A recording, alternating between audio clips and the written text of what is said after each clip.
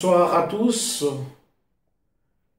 Nous voici pour notre parcours sur l'Apocalypse de Saint Jean, ce livre de révélation.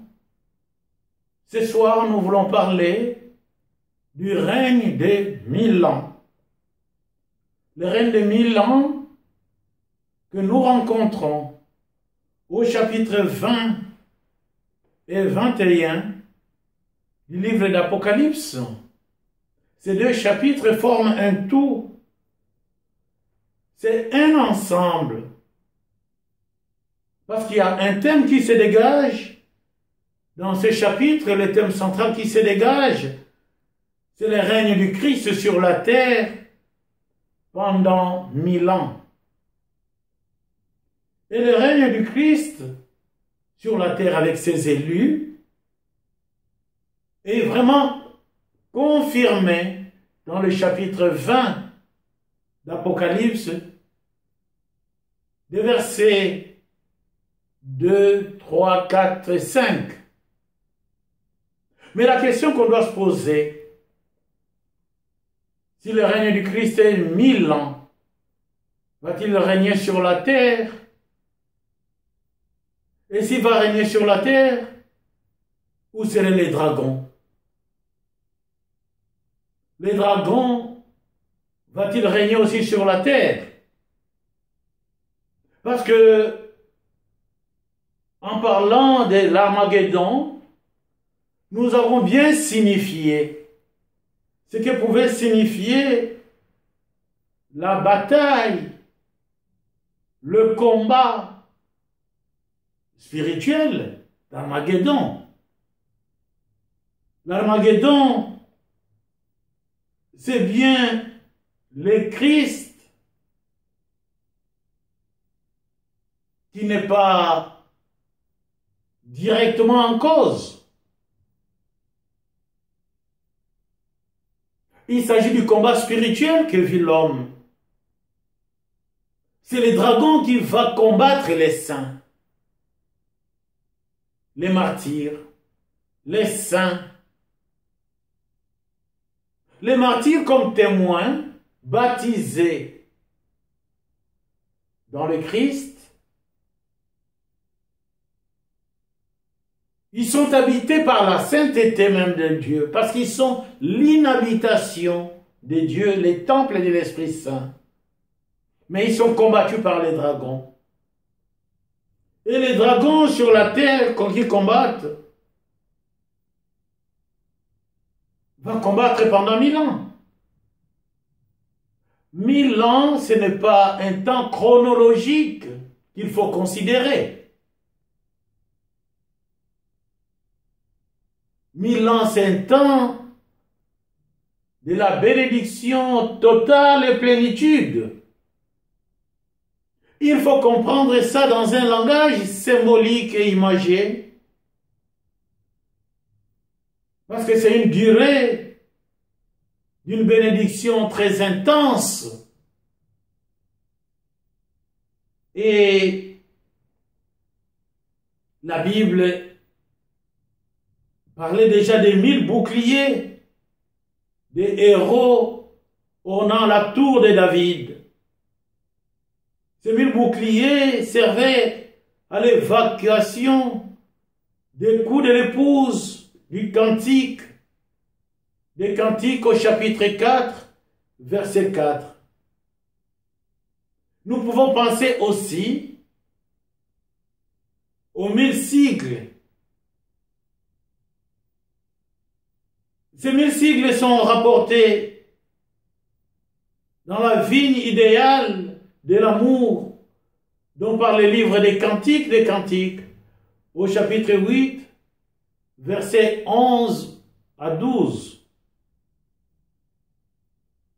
Donc nous voyons que 1000 est le nombre des convives du roi de Babylone qui régnait sur le monde. Le livre de Daniel nous en parle au chapitre 5, verset 1. Et c'est le même nombre symbolique de la bénédiction divine annoncée par Moïse à Israël dans Deutéronome 1, au verset 11. Le nombre 1000 désigne encore la durée insondable de la miséricorde de Dieu pour son peuple. Dans Deutéronome 5, au verset 10, il est écrit « Je fais grâce jusqu'à 1000 générations pour ceux qui m'aiment et observent mes commandements. » Donc si nous appliquons le nombre 1000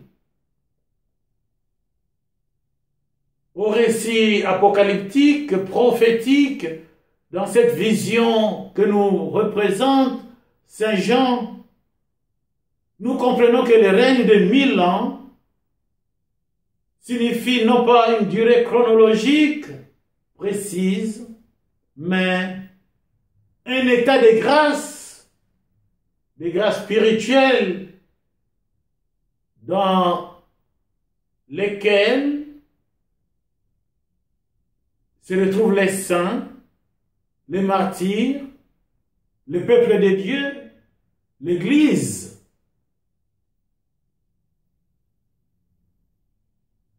Et Saint Jean, qui voit cela, qu'est-ce qu'il dit?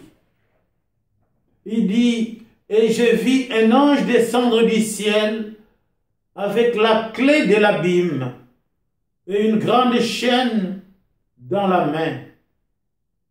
Et il saisit le dragon, le serpent antique, qui est le diable et le Satan. Et il le lia pour 1000 ans. Et il le jeta dans l'abîme, qu'il ferma et scella sur lui, pour qu'il ne garde plus les nations, jusqu'à ce que fussent achevés les 1000 ans. Après cela, il doit être délié pour un peu de temps. » Voilà ce mystère. Donc on comprend que le diable est enchaîné pour 1000 ans dans l'abîme,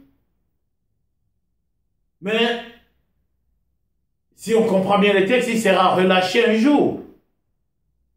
Donc au terme de ce temps, au terme de 1000 ans, il sera relâché. Donc vous voyez que en ce temps de grâce, en ce temps de bénédiction, Satan lui-même est enchaîné, le diable est enchaîné. Ce sont ses disciples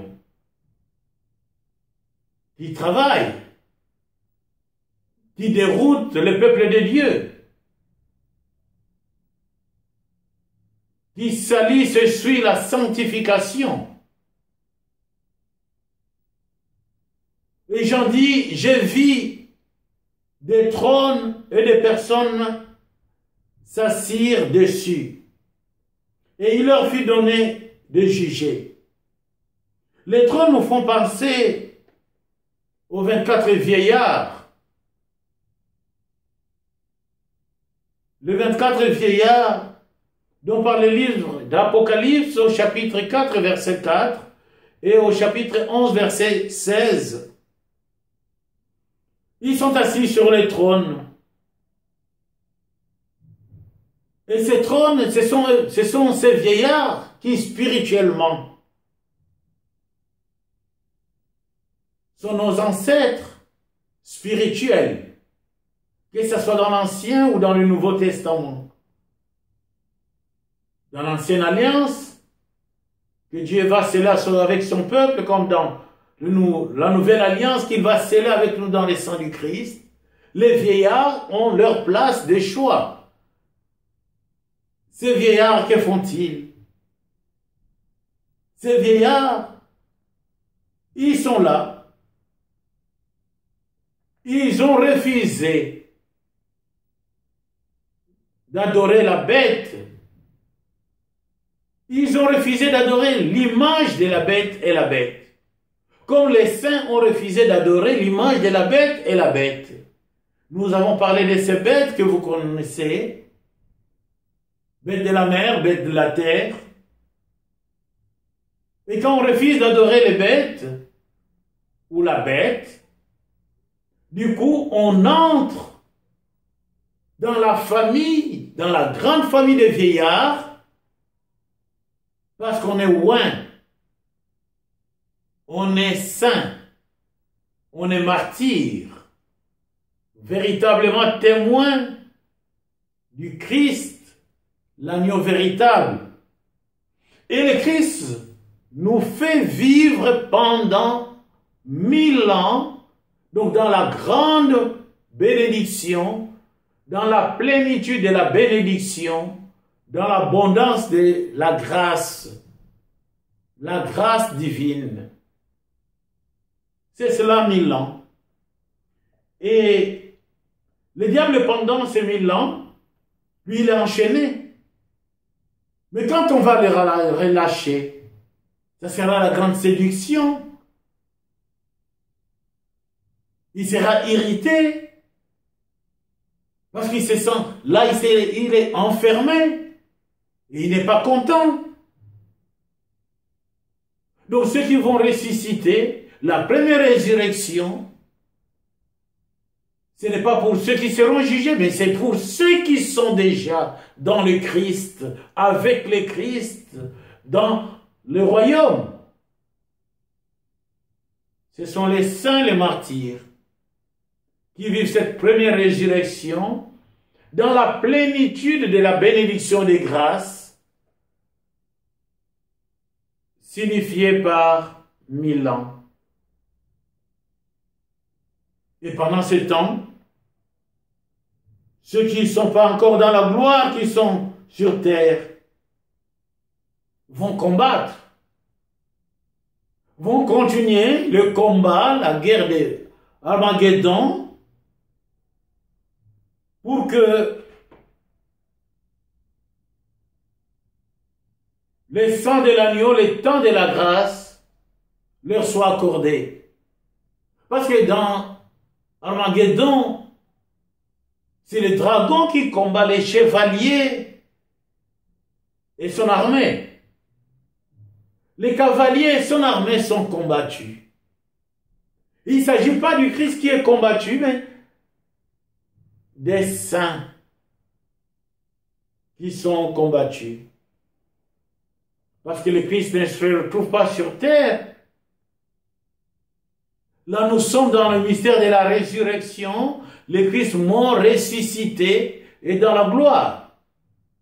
N'oublions pas que Saint Jean est en train d'écrire cela à Patmos, où il revit l'expérience d'une vie donnée à la suite du Seigneur, à la suite du Christ, où il vit l'expérience de l'arrestation du Christ au jardin des Oliviers, où il vit l'expérience des paroles prononcées par le Christ sur la croix, jusqu'à dire « Voici ta mère ».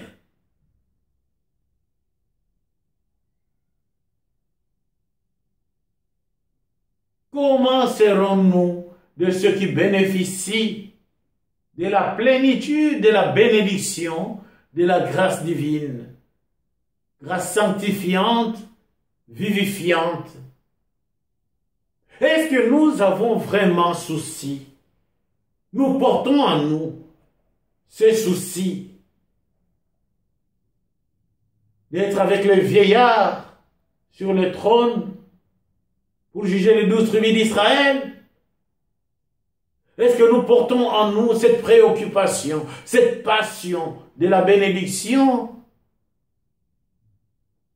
Ou nous sommes là juste parce que nous devons suivre les Christ, parce que nous devons prier? N'est-ce pas un fait semblant? Parce que si nous sommes là pour le Christ,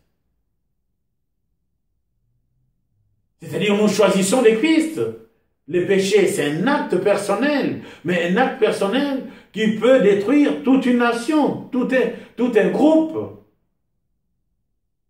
Et si je ne combats pas bien?